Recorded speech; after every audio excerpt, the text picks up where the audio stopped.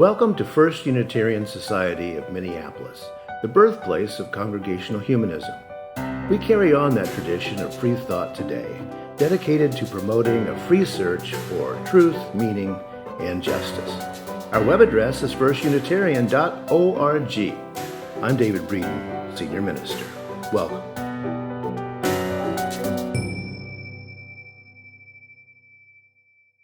The reading this morning is from Jelani Cobb, Martin Luther King's History Lessons. It's an essay in The New Yorker, January 17th, 2022.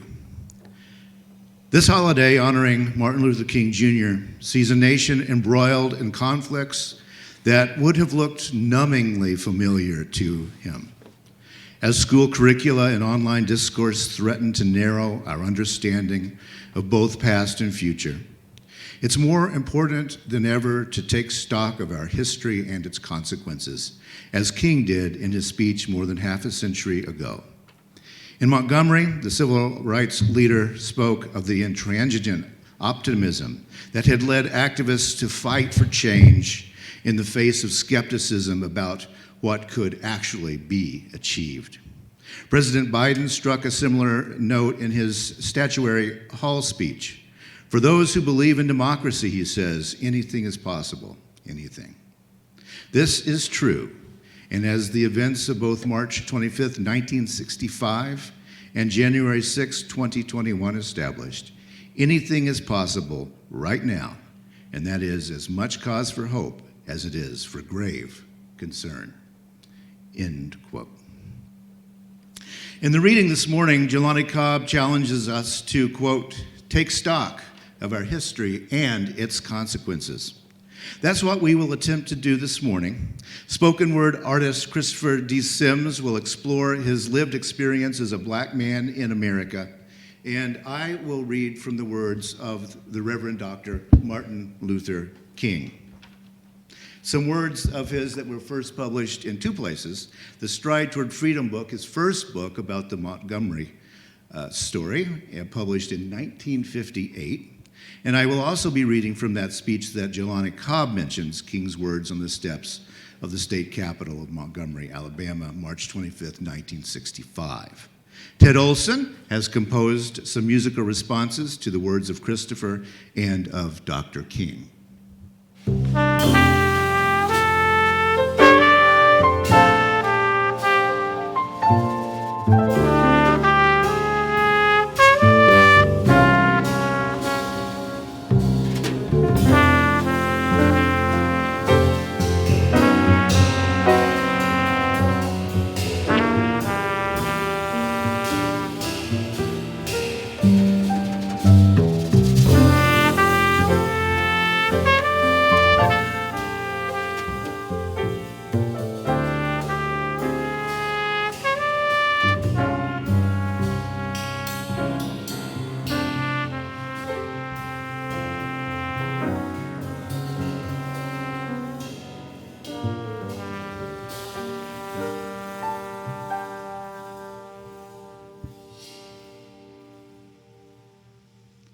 Nonviolence is directed against forces of evil rather than against persons who happen to be doing evil. It is evil that the nonviolent resistor seeks to defeat, not the persons victimized by evil. The nonviolent approach does not immediately change the heart of the oppressor. It first does something to the hearts and souls of those committed to it. It gives them new self-respect. It calls up resources of strength and courage that they did not know they had. Finally, it reaches the opponent and so stirs his conscience that reconciliation becomes a reality. Thank you, David. Thank you, Ted. And the band, our entire band, everybody here. It's good to be back in this pulpit, and it's definitely good to be a resident of Minneapolis, Minnesota. 38th in Chicago. This is Dr. King standing at the place where George Floyd lost his life, and his response, his thinking, his thoughts, and what's in his heart. They need to let that boy go. Leave him alone. Is this United States I left many years ago? Who is letting this happen years later? Are black lives still not mattering? In the police officer's clutches, I'm afraid something really bad is going to happen, has happened. Where is his protection? Is this 1955 all over again? I cannot believe my eyes. Wait, yes I can. We in my time were hosed, hung, shot down, drugged by horses, humiliated in broad daylight, Lord, Lord, Lord, where are the good Christians as this man is losing his life? What about the liberals? Where are the white folks during this tragedy? 55 years ago, under the boots of an oppressive system, under Jim Crow laws, under the heavy weight of economic inequality, where we're still mistreated, we're the most defeated. My dream is not yet reached, completed. Jesus. We've gone backwards here, and I cannot hear this poor soul breathing anymore. Is he breathing anymore? Who has decided that we do not deserve to breathe anymore? Who has decided that we do not deserve to breathe anymore? These are bad, bad times. Why is that young lady wearing a Black Lives Matter t-shirt? Justice does not work in this country.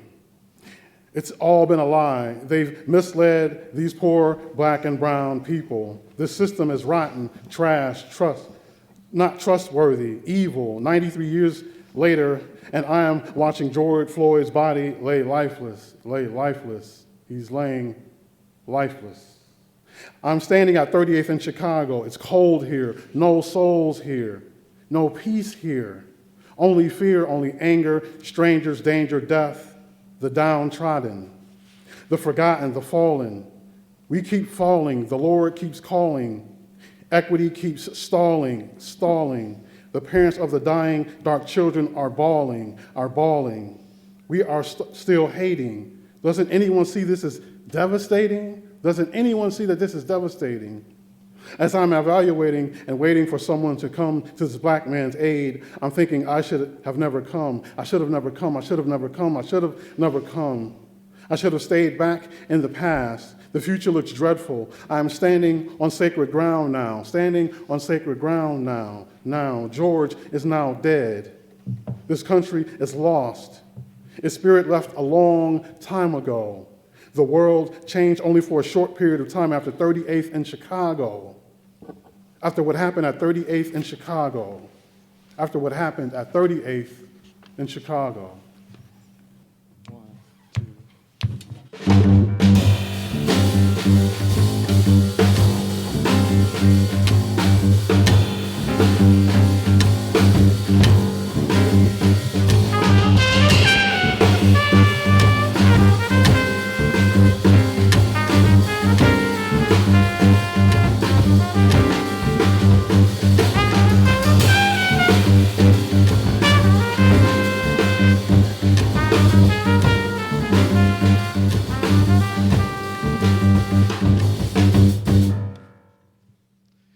The words of Dr. Martin Luther King. There is a pressing need for a liberalism in the North which is truly liberal. A liberalism that firmly believes in integration in its own community as well as the Deep South.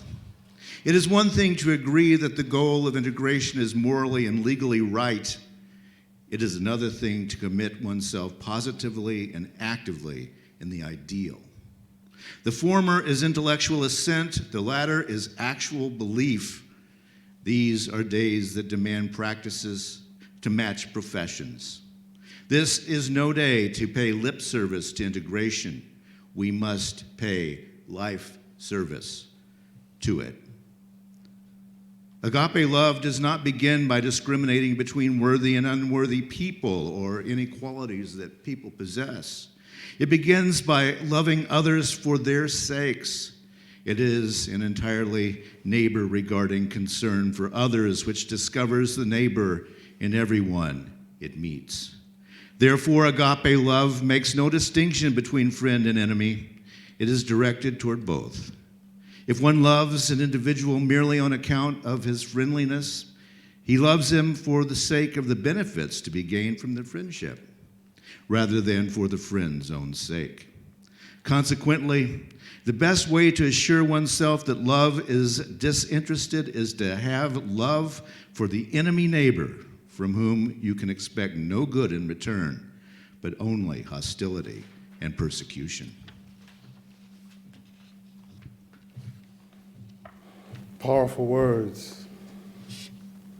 Poem 2, King in American Courtrooms, listening to racist killers of black people. What do you think King would say in response to racist killers' crocodile tears? What would King be contemplating, evaluating, saying to himself? In these courtrooms, would you assume King would be crying, listening to racists lying, denying their supposed innocence? What prosecution would Dr. King bring?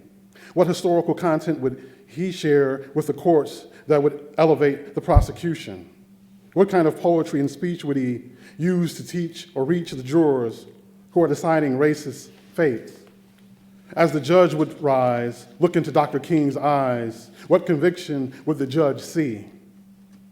Would the judge see years of struggle, marching, traveling, challenging the system, a man with an unstoppable vision, an unstoppable vision, an unstoppable vision? Peering into King's eyes, would the judge allow themselves to be taken on a ride into the country's years of failing black lives, failing black lives, failing black lives?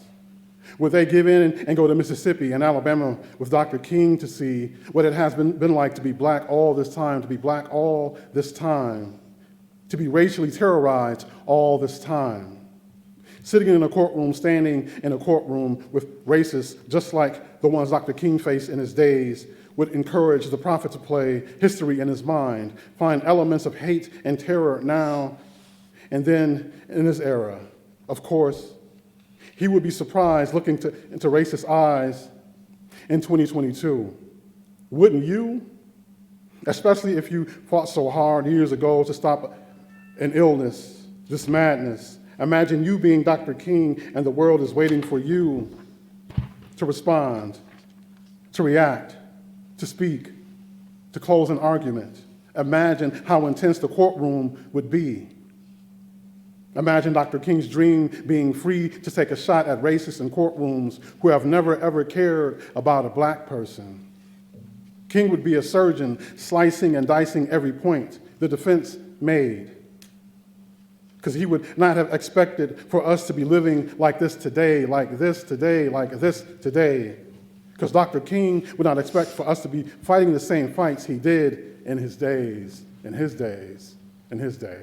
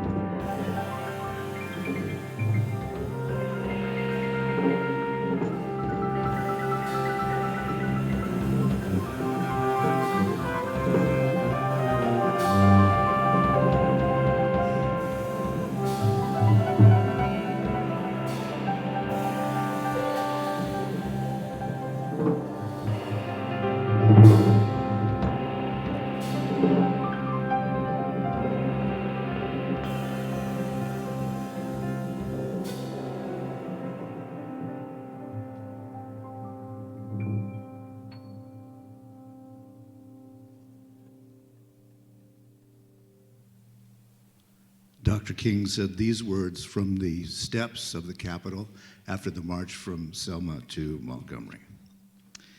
Our whole campaign in Alabama has been centered around the right to vote.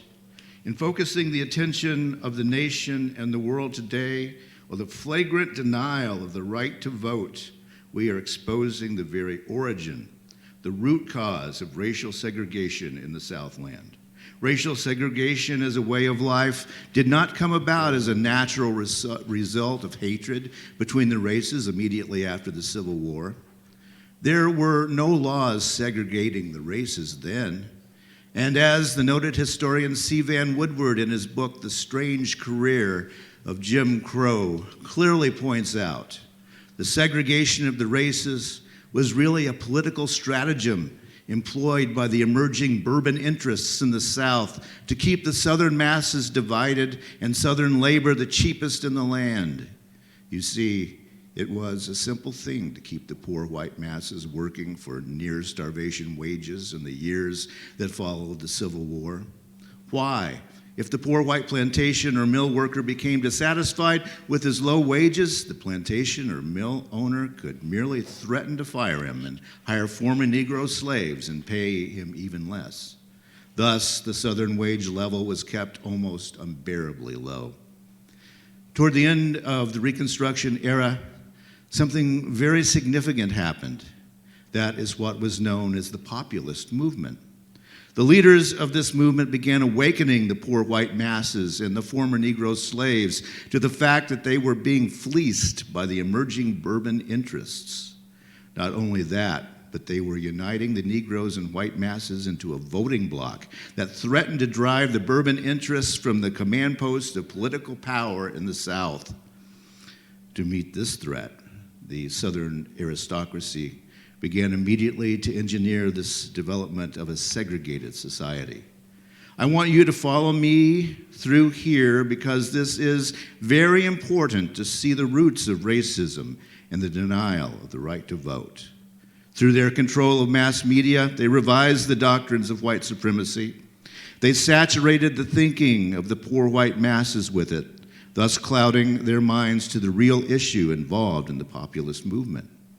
They then directed the placement on the books of the South of laws that made it a crime for Negroes and whites to come together as equals at any level. And that did it. That crippled and eventually destroyed the populist movement of the 19th century.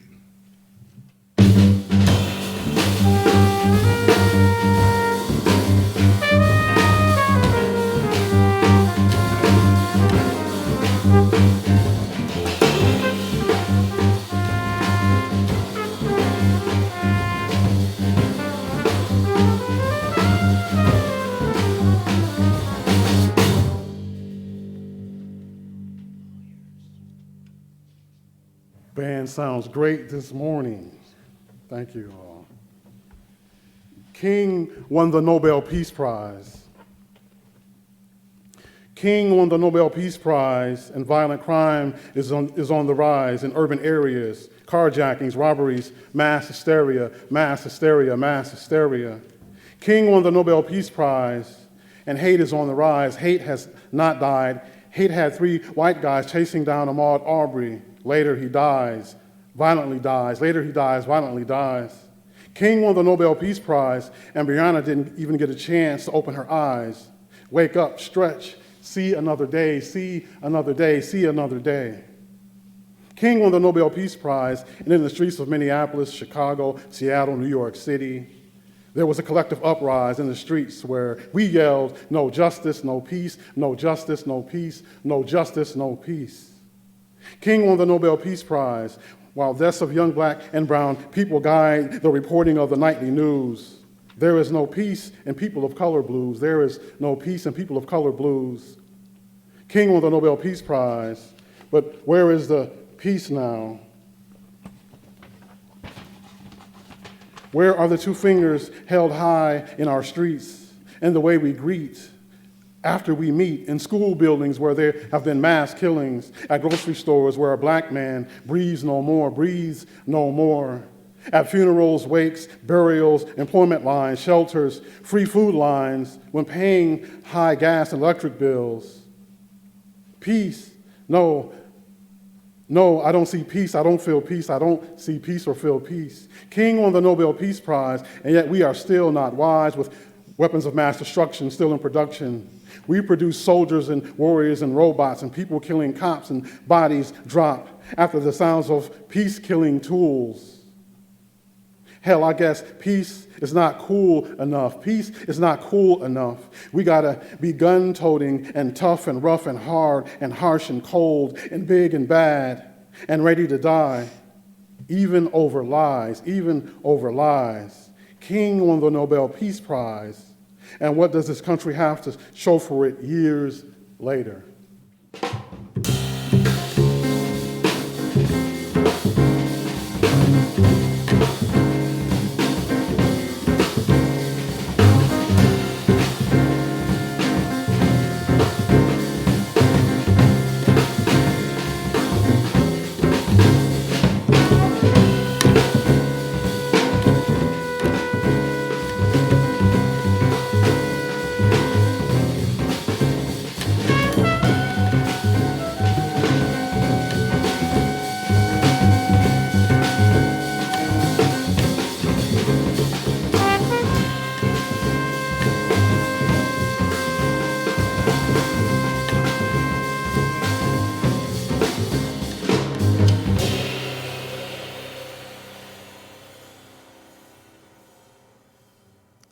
Dr. King wrote, "Let us march on ballot boxes until race baiters disappear from the political arena.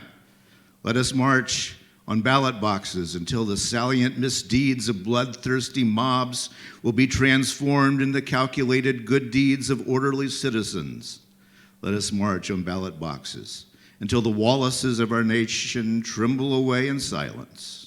Let us march on ballot boxes until we send to our city councils, state legislatures, and the United States Congress people who will not fear to do justly, love mercy, and walk humbly with thy God. Let us march on ballot boxes until brotherhood becomes more than a meaningless word in an opening prayer, but the order of the day on every legislative agenda. The mere fact that we live in the United States means that we are caught in a network of inescapable mutuality. Therefore, no American can afford to be apathetic about the problem of racial justice. It is a problem that meets every person at their front door. The racial problem will be solved in America to the degree that every American considers himself personally confronted with it. Whether one lives in the heart of the Deep South or on the periphery of the North, the problem of injustice is their problem. It is their problem because it is America's problem. Ultimately, a great nation is a compassionate nation. No individual or nation can be great if it does not have a concern for the least of these.